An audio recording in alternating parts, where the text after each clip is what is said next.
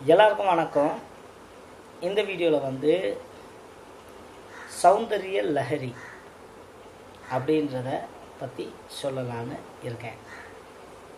இந்த வீடியோவில் நான் சொல்கிற விஷயங்கள் எல்லாமே ஏற்கனவே ஆங்கிலத்தில் சௌந்தரிய லஹரி அப்படின்ற டைட்டிலில் சொன்ன விஷயங்கள் தான். அதனால் நீங்கள் ஏற்கனவே அந்த வீடியோவை பார்த்துருந்தீங்கன்னா இந்த வீடியோவை பார்க்கணுன்னு அவசியம் இல்லை.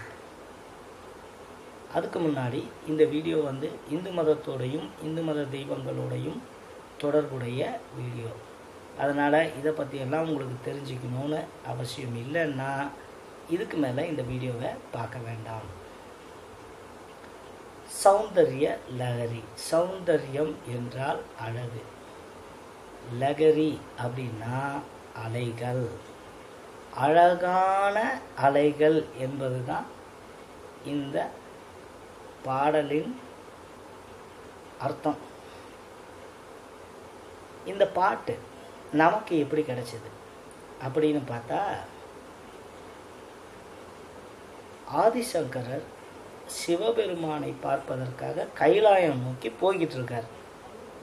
கைலாயம் நோக்கி போன அவர் சிவபெருமான் பார்வதி தேவியாருக்கு ஒரு 100 பாடல்கள் பாடுறார். அதுதான் சௌந்தரிய லஹரி. 100 பாடல்கள் பாடிக்கிட்டு இருக்கார். அது வரைக்கும் பொறுமையாக இருக்கார் ஆதிசங்கரர். பாடி முடித்த அப்புறம் அதாவது தேவியுடைய பெருமைகளை சொல்லிக்கிட்டு இருக்கார் சிவபெருமான்.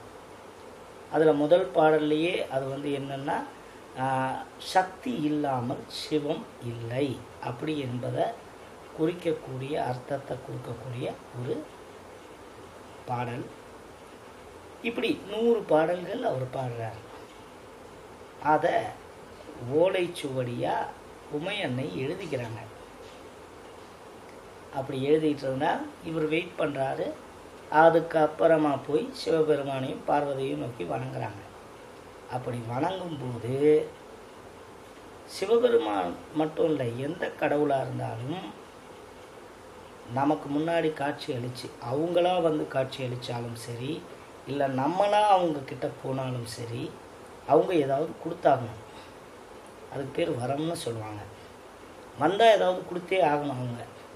ஸோ சிவன் கேட்குறார், வணங்கின அப்புறம் கேட்குறாரு, உனக்கு ஏதாவது வரம் வேணுமான்னு கேளுன்னு.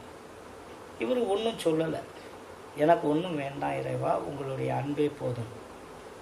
ஆனாலும் சிவன் ஏதாவது தரணுமே அப்படி என்பதற்காக ஸ்படிகலிங்கங்கள் 5 கொடுக்குறார். 5 ஸ்படிகலிங்கங்கள். அந்த லிங்கத்தை ஆதிசங்கரர் அதுக்கப்புறமா பூலோகத்துக்கு கொண்டு வந்து பல இடங்களில் வச்சார். அந்த 5 லிங்கங்கள் முதல்ல இருக்கிறது யோகலிங்கம்னு பேர். அது வேறு யாரும் இல்லை, சந்திரமௌலீஸ்வரர் காஞ்சிபுரத்தில் இருக்கிறவர். ஆதிசங்கரர் அங்கே பிரதிஷ்டை பண்ணார். அது சிவபெருமான் கொடுத்த லிங்கம். அடுத்தது முக்தி லிங்கம்னு பேர். அது கேதார்நாத்தில் இருக்குது. அதுக்கு அடுத்து வரலிங்கம். இது மட்டும் இந்தியாவில் இல்லாமல் நேபாளில் இருக்குது. அதுக்கடுத்து போகலிங்கம்னு பேர், சிருங்கேரி அப்படின்ற ஊரில் இருக்குது. கடைசியாக மோட்சலிங்கம் என்பது சிதம்பரத்தில் இருக்குது. ஸோ இந்த 5 ஸ்படிகலிங்கங்களையும் ஆதிசங்கரர் வாங்கிக்கிறார். வாங்கிக்கிட்டு திரும்பும்போது உமாதேவி சொல்கிறாங்க, நானும் உனக்கு ஏதாவது கொடுத்தாகணும்.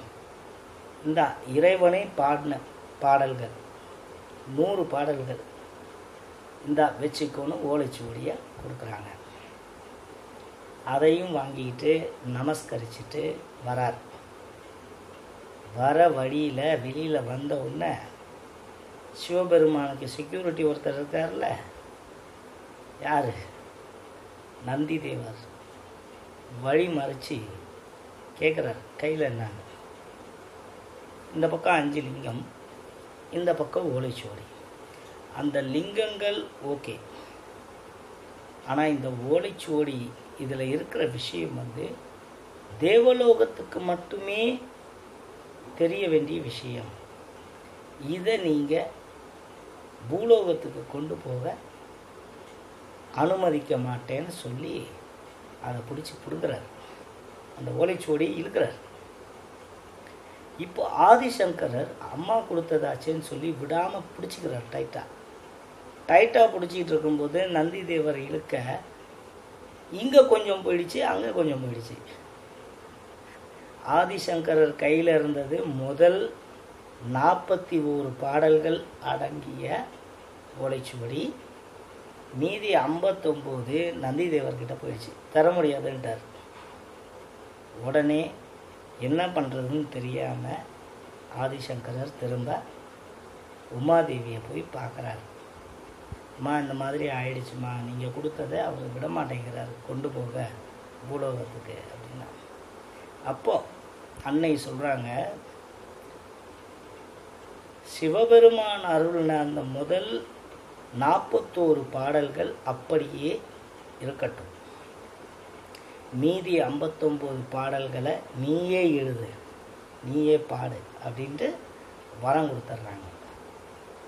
அப்படி வந்தது தான் இந்த 59 பாடல்கள் கடைசியில் பாடினவர் ஆதிசங்கரர். முதல்ல இருக்கிற 41 பாடல்களை பாடினது சிவபெருமானி. அதனால தான் அந்த முதல் 41 பாடல்களுக்கு இன்னொரு பேர் ஆனந்த லகரி, ரொம்ப சந்தோஷமான அலைகள் அப்படின்ட்டு. இந்த பாடல்களில் ஒரு பிரச்சனைகளுக்கும் ஒரு தீர்வு சொல்கிறாங்க. இது தந்திர முறையில் வர பாடல்கள். தந்திர முறைனா ஒரு விஷயத்தை எப்படி செய்யணும், அதுக்கு முன்னாடி நம்ம ஃபாலோ பண்ண வேண்டிய விஷயங்கள் எல்லாம் என்ன, எந்தெந்த பிரச்சனைக்கு என்னென்ன தீர்வு இப்படின்னு சொல்வது தான் தாந்திர முறை. அந்த முறைப்படி தான் இந்த பாடல்கள் பாடியிருக்கார் சிவபெருமான். நமக்கெல்லாம் நன்மை பயக்கணும் அப்படின்ட்டு. இப்போ குறிப்பிட்டு ஒரு 24வது பாடலில் யார் என்ன வேலை செஞ்சுக்கிட்டு இருக்காங்க அப்படின்னு சொல்கிறார். பிரம்மா படைக்கிறார், விஷ்ணு காப்பாற்றுறார், மகேஸ்வரன் அழிக்கிறார். அழியும்போது உலகம் எல்லாத்தையும் ஒடுக்க செய்கிறவர் ஒருத்தர் இருக்கார். அவர் மகாதேவன். அந்த ஒடுங்கின உலகம் எங்கேயாவது ஒரு இடத்துல போய் அடங்கணும், ஒழித்து அதுக்கப்புறம் வெளியில் வரணும். அதை செய்கிறவர் தான் சதாசிவம் அப்படின்னு. ஸோ இந்த மாதிரி ஒரு பாடல்கள்லையும் நிறைய விஷயங்கள் நம்முடைய பிரச்சனைகளுக்கு தீர்வு. கல்யாணம் தாமதப்படுதா, அதுக்கும் பாடல் இருக்குது, பரிகாரம் இருக்குது. குழந்தை இல்லையா, அதுக்கும் பாடல் இருக்குது, அதுக்கும் பரிகாரம் இருக்குது.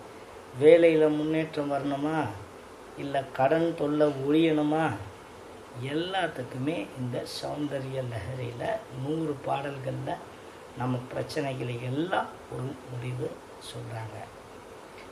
இப்போ இன்டர்நெட் இருக்குது, எல்லார் கையிலையுமே ஃபோன் இருக்குது, தட்னா இன்ஃபர்மேஷன் உடனே வந்துடுது. அதனால் அந்த சௌந்தரிய லஹரி பாடல்களை உங்களுடைய மொழியில் டவுன்லோட் பண்ணி படிச்சிங்கன்னா உங்களுக்கும் அர்த்தம் புரியும்.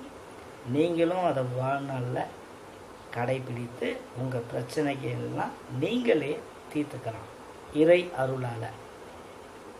அதனால தான் இந்த வீடியோவில் இந்த சௌந்தரிய லஹரியை பற்றி சொல்ல வந்தேன். இதான் இந்த வீடியோவில் சொல்ல வந்தேன். நன்றி, வணக்கம். Please do take care.